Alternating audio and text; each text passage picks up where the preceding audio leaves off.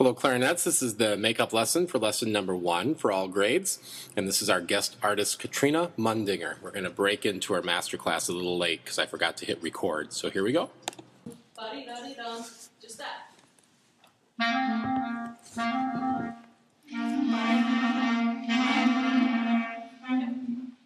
So that's some thoughts about how to make your fingers move faster. Just start with small pieces of notes, slow and speed up. Question? What reeds are you supposed to have? Because my hand isn't really hard to play. It depends on your mouthpiece. Different mouthpieces require different reeds. Let me see your setup. Mine's like a medium. That doesn't make much difference. Your mouthpiece doesn't have a name on it. One thing I'm going to do with yours, though, I'm going to put the ligature down a little lower. Generally, you want the ligature about halfway on the bark part of the reed, and no higher, no lower. See if that helps. It's still a little stuffy, isn't it? Do one other thing. Your reed is a little high up on the mouthpiece. That means that on the thicker part of the reed is where your lip goes, and it might not be vibrating as nicely for you.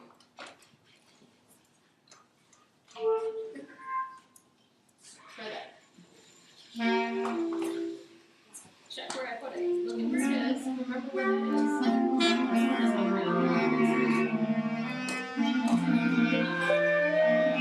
Alright. So, she brought up reeds. So I will tell you right now, I play on plastic reeds. Yes, they make plastic reeds. But the cheapest price is $16 for one of them. So don't go telling mom and dad that you need plastic reeds. Please. How long do they last? For me, they last about 3 to 4 months of my regular playing. They are not less breakable than regular reeds. They still break just like a regular reed. The reason I play these is because when I teach, 20 minutes go by where I'm not playing, where I'm listening or talking, and if I have to pick this up and play, I don't want to have to suck up my reed. So that's the main reason I play these. It's because it's a lot easier to teach. I can just pick it up and it'll be the same all the time. So, just as a side note, they do make plastic reeds. A few of my students have gone on to buy these when they're in high school, but like for middle school kids, I usually stay away from them because they're really expensive and they're just as breakable as regular reeds. So, since she brought up the reed question, thanks for that. So, one of the things I'd like to talk about today is what kinds of music are out there. What do you like to listen to? Anybody? Country? Jazz? Classic? Classical or classical? Cool. Anything else? Any other favorite singers? I heard something about a Taylor Swift concert. Anything else? Cool. That's country. What kinds of music use clarinet? Jazz? Jazz? What other kinds of music use clarinet? Classical? Classical? What's that one song that happened with it? Let's Go Band? No. Well, you said a popular one. That's like a no. Like the song. Huh, I don't think I know that one. Like the There's a band called yeah. There's a band called The Low Anthem. They're kind of like Mumford and Sons, if you guys know that band. They use a lot of clarinet. It's like folk-inspired rock. But there's one other area of music that uses lots of clarinet. It happens to be one that I play a lot. Blues. Well, blues uses some too. That I don't know that with jazz, but that's not what I play. I play music from Eastern Europe. So Poland, Czechoslovakia, or Czech Republic and Slovak Republic, Slovenia, Bulgaria, Greece, Turkey, Hungary, Romania, Serbia. Music of the Romani people. Does anybody know what the Romani people are? Roman. Close. The Moldovan, I play some of that too, but the Romani people are what we normally call gypsies. So, the appropriate sort of correct term is Romani or Roma or Rome. Kind of like the city in Italy, but they're not related to that. They're just called Romani. And last summer I got to go to Serbia and study with Romani musicians for 2 weeks. So I was living with a Romani family in Serbia, taking clarinet lessons every day. learning tunes, learning ornaments, styles, funky things. My whole band went. It was lots of fun. But I will play some, let's see which one. I'll play part of a Romani song from Macedonia, which is a country that's tucked right on the top of where Greece is.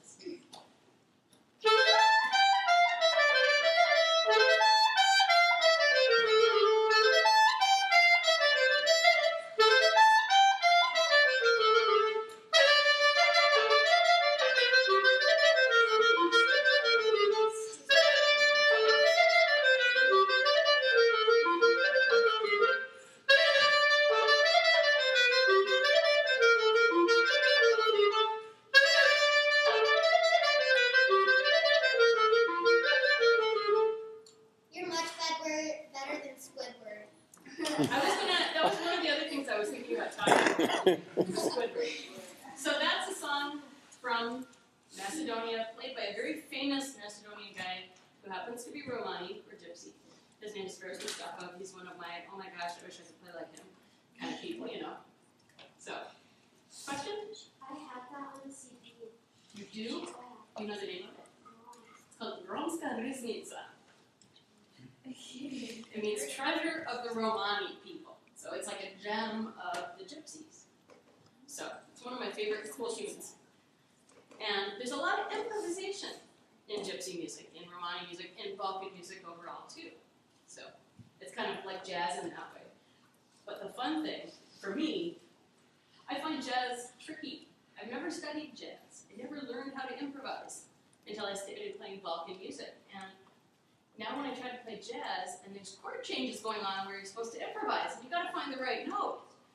The fun thing about Balkan stuff is it's just the same chord underneath. You can't play a wrong note because they're, they're all the right note. So that's what's fun about that.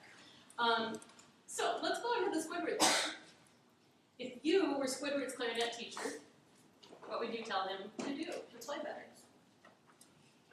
Take some good lessons. So you go to someone else.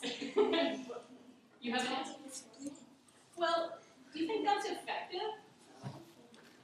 What positive pointers could you give Squidward? Yep, that's a good one. That's another good one. How about, think about when he's playing. Yeah, but he practices every day. Yeah, but do you think he thinks? No. He just goes, that's all Squidward does, right? It's just sometimes you get nose Does his nose get in the way? I don't know. I don't think so. Noses don't quite get in the way. But it's like, hey. Here are a couple of things that I would tell Squidward in particular. First of all, your embouchure isn't like this. This is what Squidward does, and he puts it in there, and all kinds of nasty stuff comes out. Now you know how to make nasty sounds, don't you? All you have to do is a Squidward embouchure, and you can make any nasty sound you want. Try it. Go ahead.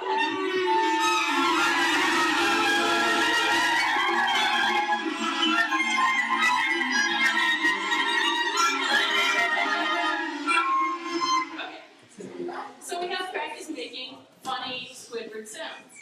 Now if you want to make good sounds, you want your embouchure to be firm. Your chin should be flat. Your upper lip should be pushing into the top of your mouthpiece. The corners can be pushing in too, kind of like a rubber band around the mouthpiece. Like this.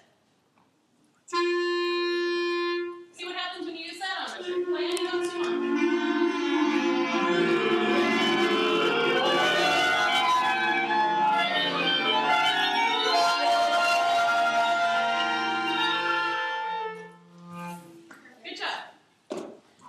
Cheeks flat as well, and that can only help get a better sound on the clarinet. Here's another thing that I would tell Squidward. There's your outside embouchure, and you know what? There's an inside embouchure too that you can't see, because we don't have X-ray vision to see what our tongue is doing. And this is not about articulation or tonguing. This is about sound. Listen, I'm going to play just an open G, and listen to how many sounds happen.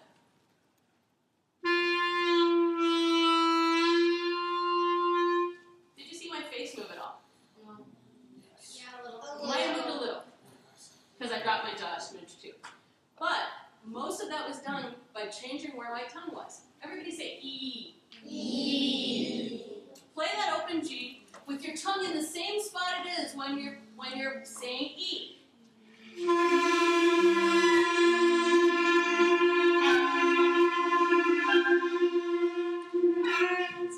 Does that feel different than how you normally play that open G? You might have some yeses, you might have some no's.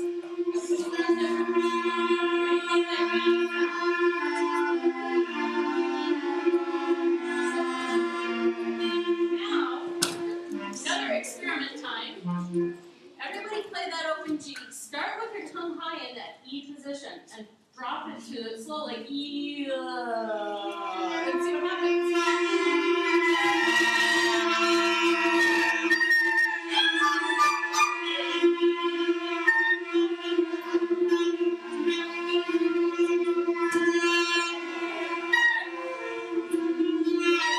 Did everybody hear the changes in their sound? It's hard with everybody playing, but sometimes you can experiment on your own too. If mom and dad say, what sounds are you making? Say, I'm experimenting, it's okay. Because experimenting is important. It's how you learn to change things. So, what else would I tell Squidward? Try a new hobby. Get fingers. Am I supposed to discourage Squidward from playing clarinet? Yes. So you know what? I love the clarinet. I love encouraging people to play the clarinet because I have so much fun sharing music with people. So I wouldn't tell Squidward to stop. I would say, Squidward, hey, try this, see if it works. And if it doesn't, I'd say try it a different way. You keep trying and trying and trying. And you know what? Here's another question for you. With any trick or tip or lesson, is it going to be 100% better right away? No. If it's a little bit better, it's still a success, right? If you can play that note just a little clearer, you went forward. Yeah, you might step back a couple of steps the next time, but the next time you might step forward 3 steps and only back 1.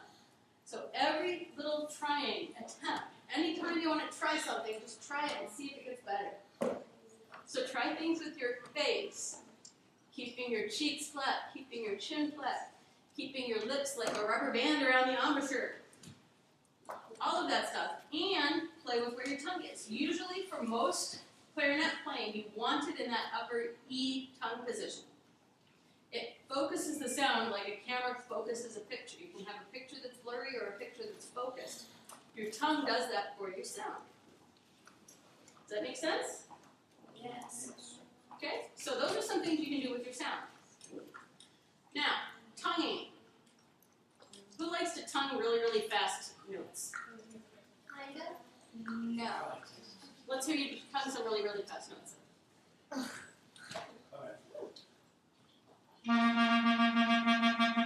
Good. Sounds like you're doing a really good thing and using your tongue. Sounds like you're using your tongue to stop the reed from vibrating. When you're tonguing, it's important to have strong air. Good.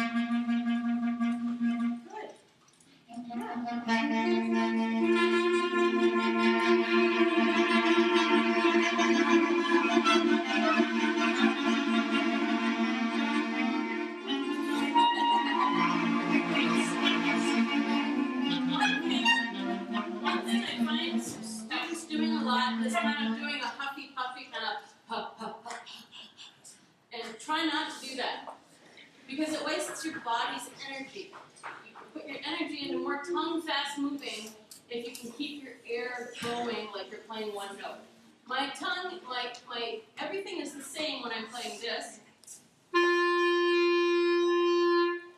It doesn't change. The only thing that changes when I tongue that note is the tip of my tongue goes tee tee tee tee tee. That's the only difference is I'm saying tee tee tee tee. But the air is the same. Try it on that open G.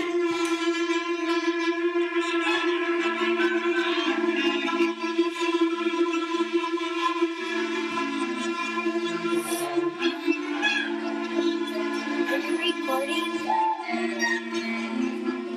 So, did anybody here come in here thinking that air was important in tongue?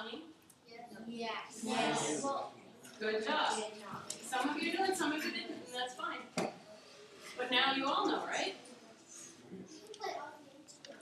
Guitar, trombone, trumpet, saxophone, flute. I can play flute and clarinet and saxophone. And piano. Oh, I am best at clarinet. I've spent the most time at this. I've played it since 1979.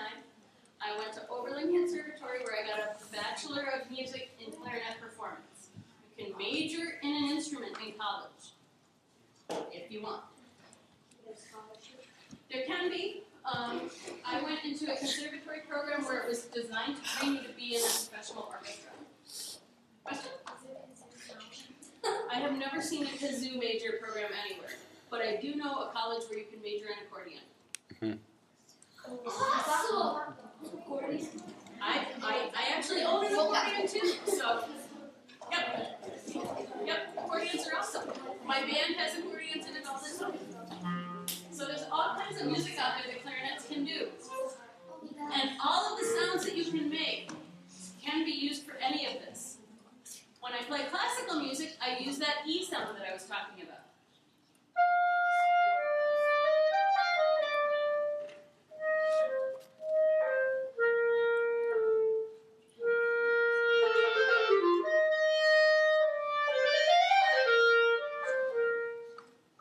So that's the classical sound.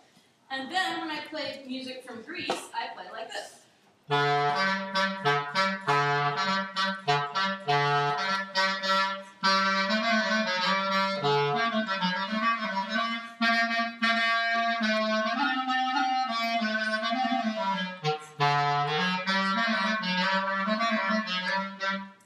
Two completely different tone colors. But you know what? I don't have any of those songs memorized right now. I have a Slovak one, but I only play a harmony part on it in my band. The main melody, I think, is...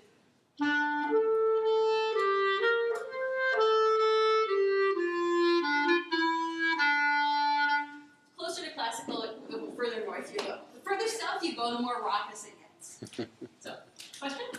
Can you play rock? I have not tried to play rock.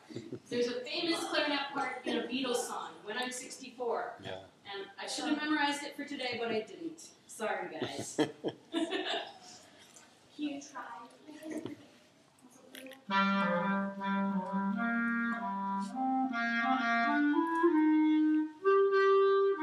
Something like that. Yeah. Go listen to it on YouTube. Yep. Yeah. Beatles. They're awesome. Yeah. Yeah. Okay. Any other questions? I don't know how much time we have. A couple more minutes. You played your masterpiece. What do you mean by my masterpiece? Like your greatest, like Best song. your best, greatest. I don't have any greatest hits for my oeuvre, as they say. My band has released 5 CDs. I've done 6 CDs, and there's a lot of good stuff on all of them. Probably my favorite thing to play is the one I already played, the Romska Ruznica.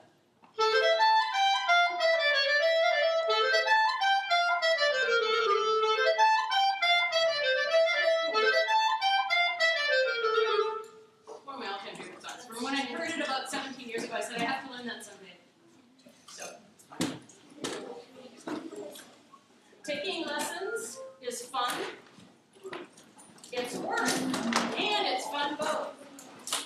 So there's lots of things that you can get, like more individualized with your embouchure and with your air. There's a lot of stuff that goes on in your abdomen that helps you blow.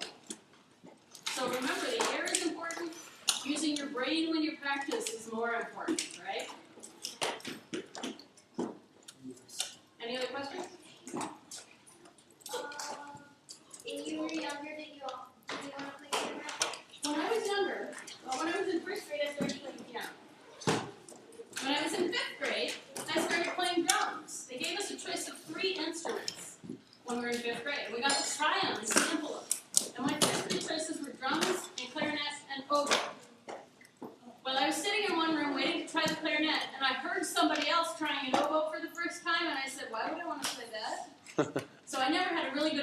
what a good oboe sounded like, so I axed that one off the list right away.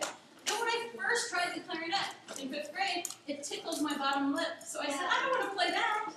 So I played drums for a year. Didn't do so well. So after a year, I went to my band director and said, okay, I'm done with drums. I want to either play flute or clarinet. And he said to me, there's too many flute players. And I was like, fine, give me a clarinet. At that point, I didn't care. It was like, I just wanted to play something again. And I had a few lessons to start so I could catch up to everybody else. When I started 6th grade, I was second to last year. I had like 16 clarinets. Lucky I was still taking piano lessons at the time so I could read the rhythms and help music stuff. But I didn't take any more lessons, sadly, until I was in high school. I wish I had taken lessons on clarinet in that interim, but I didn't. Shame on me. However, just playing every day and thinking about music every day helped get me ready to go for lessons when I finally got around to being able to take them. My parents let me either take clarinet or piano, and by the time it was piano, I couldn't take 2 lessons. So, yep. And since then, I started playing flute and started playing saxophone and accordion. Question? Right now, no, I haven't been practicing the piano very much. Clarinet is my one big thing. If I practice the piano, I don't think so. Thank you so much, Katrina, for coming out here today. Can you guys give her a nice round of applause? All right, so now to complete your makeup lesson, you need to open up 6th graders in your Accent Achievement book to page 37. 8th graders, your Green Standard of Excellence book, page 38. And I'd like you to record for me the first one in there, the Concert B-flat major scale etude, your C major scale. And I want you to play that and record yourself on any device or software you have, like Audacity, GarageBand, SmartMusic, your phone, another mobile device, and then get that recording to me, and I will then check off that you've done this makeup lesson. So there you go. Thanks for listening.